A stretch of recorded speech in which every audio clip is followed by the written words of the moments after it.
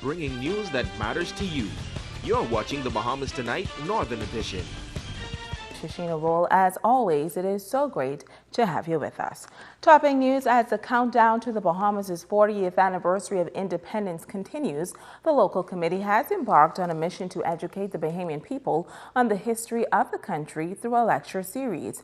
On Friday night, residents from around the island gathered at the St. Mary Magdalene Anglican Parish Hall in West End to learn more about the rich legacy of the country's first Prime Minister, Sir Lyndon Oscar Pindling. Sabrina Brown reports. After the Progressive Liberal Party's majority rule victory in 1967, Tourism Minister Obi Wolshcombe says former Prime Minister, the late Sir Lyndon Pindling, immediately moved to unite all Bahamians. He said, "We have won for all the people." And I hope my white brothers and sisters understand our victory is for all the people. The point was very simple. If you're going to build a country, think about what Nelson Mandela eventually did when he became free. He didn't divide. He brought the people together. Think about it. Had he taken another position, all black, total destruction, push the UBP out, destroy the economy, destroy the country. Minister Wolshcombe described Sir Lyndon as a wise political leader who, during a financial crisis when other countries were devaluing their dollar, ensured that the Bahamian dollar remained at a high rate. And he did it to ensure that, one, tourists will continue in the Bahamas because we had tourists, investment will continue, and the investors would come with equal dollar, and that the Bahamians will always be on the border of great wealth. Grand Bahama holds great significance in the history of Sir Lyndon's reign as Prime Minister of the Bahamas. He was criticized for his bend or break speech he made on the island back in 1969, noting that Freeport did not have a soul and needed to be bent or broken. He was ensuring at the time that this island, that had tremendous promise, that was a part of Freeport, which was created in 1955, August 4th. He was ensuring at the time that Freeport would not become that place where you would live in townships, because if you read the Hawksbill Creek Agreement, it speaks of the residents of Freeport, and then it speaks of the townships beyond the Hawksbill Creek. In other words, the townships, the same townships you heard about in South Africa. You weren't supposed to be a part of Freeport. You weren't supposed to work in the hotels. In fact, it was Sir Lyndon and others who took a strong stance against the Maltese and others who worked then at the King's Inn. He said Sir Lyndon was a strong proponent of education and low-cost housing, but his greatest accomplishment was the establishment of the National Insurance Board, which is now a safety net for the country. Wolshcombe also recalled the close relationship between Sir Lyndon and founder of the Free National Movement, the late Sir Cecil Wallace Whitfield, and how they worked together towards majority rule. In 1967, we forget this also. Yes, it is true, he led the PLP as the chairman. But more importantly, if Sir Lyndon could not make it back from London in time to nominate, he had the papers ready to nominate Sir Lyndon. So how close they were. They were in a movement for change, nothing to do with personalities. It had more to do with the heart and the soul of the people. Sabrina Brown, ZNS Network News. Well, Sir Lyndon's son, attorney and musician Obi Pindling, gave a brief presentation of who Sir Lyndon was as a family man.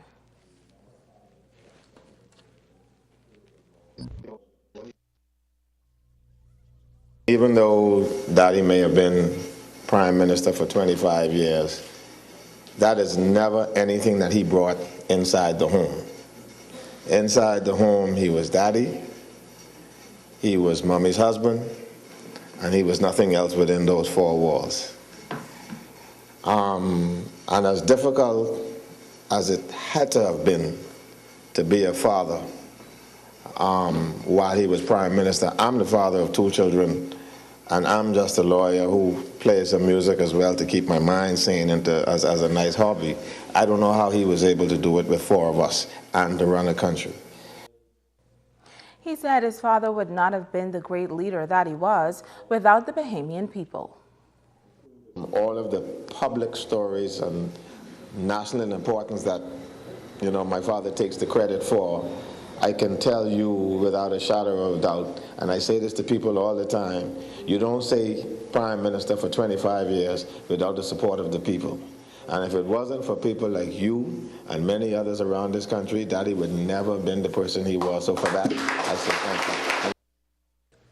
Now tomorrow we will take a look at the life of another great fallen Bahamian leader, Sir Cecil Wallace Whitfield. In other news, Grand Bahama's unemployment numbers just went up a notch. 8 persons employed with City Services, a local building and contracting company, has been laid off this past Friday. We spoke with Cornelius Williams, Personnel Director of City Services, early this afternoon via phone. He explains why these persons had to be let go. We were doing some work at the shipyard. We're also doing some work at the Barco at the moment, but all that is being finished. Now, there's a possibility of us getting another job with them sometimes, but I don't know exactly when. It's not a question of being fired or anything. It's just laid off, so we had to look through the ones that come in after all the other people, and we had to cut them because you couldn't cut the other people who've been here for years and years. Now, Williams adds that those laid-off persons were temporary employees who were made up of laborers and skilled workers. We paid them off on Friday, but they would get their vacation money or whatever the amount is today as soon as they pick up their check. See, these people, some of them, like, only been here for about 4 or 5 months, and we tell them when we hired them that this wasn't for any long time because we was just doing a small contract at the moment. Well, he admits that an additional 4 persons may be laid off this week as well. In news from the crime beat, police say they need your help in identifying 2 men in connection with an armed robbery on Sunday night. Reports say 2 male residents were allegedly robbed by these suspects when they were walking through a track road off Wildcat Avenue in the Coral Reef Estates area. Now, according to police, the 2 male suspects, armed with a knife, robbed the victims of their cell phones. Both culprits were described as being 6 feet 2 inches tall, wearing a black long-sleeve pullover with black jeans pants. One of the culprits was wearing a black cloth around his face, and the other was wearing a green color ghoul mask. Anyone with any information is being asked to call police at 350-3107 or 8 or 911 to assist officers of the Central Detective Unit as they continue investigations into this matter. And also from police, they are investigating a stabbing incident that has left a 17-year-old male of West End in hospital. According to reports, around 1:46 this morning, the juvenile was involved in an altercation with another male at a club in the Western community when he was stabbed in the back. Police say he is currently listed as guarded in hospital. Investigations are continuing. June 11th is election day for the Bahamas Union of Teachers, but already 2 candidates vying for the position of AVP are at odds. Tonight, the current area vice president is firing back after he says his character was attacked in the media by his opposition last week. For more transparency of union funds, both at the district level and also at the national level. There's also a need for more accountability to the district. Area Vice President for the Bahamas Union of Teachers says these comments made by Vincent Roll, AVP candidate in the BUT elections, are disingenuous. He is taking exception to what he believes are innuendos made against his character. It was a surprise to me that Vincent Roll mentioned that he was concerned about accountability for the district funds. Vincent Roll was a shop steward for 2 years. Vincent Roll and I sat in the union office many times together. We ate together, drank together. Vincent Roll went with me to church and hugged my mom. Vincent Roll to this day has never come to the union office and asked to see any accounts, any funds. LaRota says Roll has two audited statements of the union's accounts and adds that when the AVP candidate served as a shop steward, he never shared any concern about the district's finances. I also, I'm disappointed that someone who I respected as a man of God, who I didn't think would go to those, stoop to a level like that, for seemingly a little bit of power. There's no greater power than Jesus. If you already have that, then you don't have to debase it yourself by throwing innuendos. While the campaign is expected to intensify leading up to the date of elections, LaRota says going forward, he hopes that only the real issues are presented. We agreed on a clean campaign, and the first thing he launched is innuendos about me and finances. Like I said, I find that highly curious. I have never campaigned a dirty campaign. I don't campaign on people's personal lives. I don't campaign on, I don't try to besmirch their character, accuse them of anything. What I do is I look at the issue. I look at the issues, what the job requirements are, how prepared I am to lead, how prepared my opponents are to lead, and I present ideas and vision and a record of service. The BUT elections are set for June 11th. Well, for 29 years, the Junior Achievement Program is focused on developing the entrepreneurial skills of high school students on Grand Bahama. There are 11 Junior Achievement companies encompassing over 200 students. Saturday, another group of participants got the opportunity to show off some of their creative products during a trade fair. Program manager Ron Dame says the organization plays a significant role in the development of young people. The trade fair provides is the community can come and see some of the creative ideas and products that these talented students have produced. It's just one of the events throughout the JA year, and we're excited about it. The Junior Achievement Program continues to make a difference in this 29th year that we're celebrating in Grand Bahama.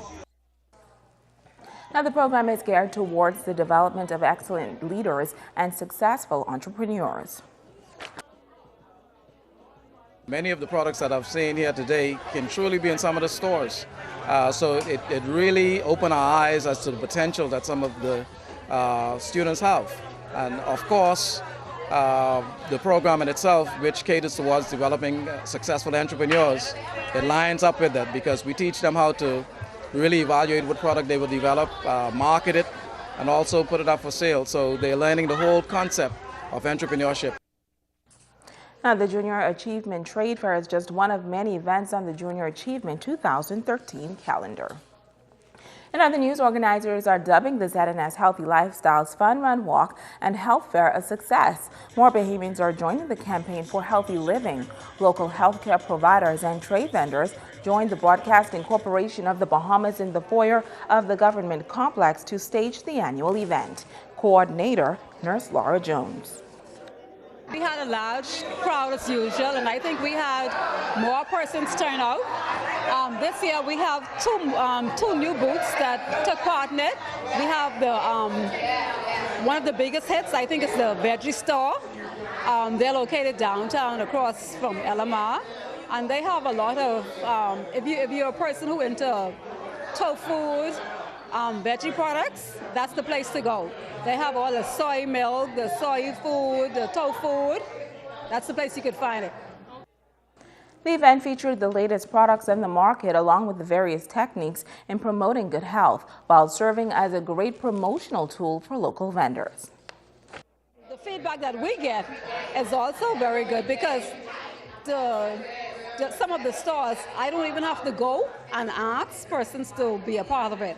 I've had persons come to me and ask me when we're doing it next because they want to be a part of it.